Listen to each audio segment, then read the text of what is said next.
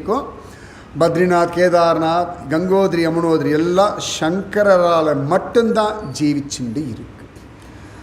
ஒரு பெரிய devotional tsunami அப்படி தான் நான் சொல்லுவேன். 32 வயசுக்குள்ளே எல்லாத்தையும் ஒரு கலக்கி சில மதங்கள்லாம் ஒடுங்கி போய் காணாமல் போயிடுத்துனா ஒரே ஒரு சுனாமி, சங்கர சுனாமி வந்து பிரம்ம சத்தியம், சனாதன தர்மம் சத்தியம், ஷண்மதம்னு பிடிச்சி நிற்க வச்சாரோ. இன்றைக்கி நாமெல்லாம் கோவிலில் போய் நட்சத்திரம் சொல்லி அர்ச்சனை பண்ணிட்டு இருக்கோம். ஒரு வேளை சங்கரர் வரலையோ நமக்கு அடையாளமே கிடையாது.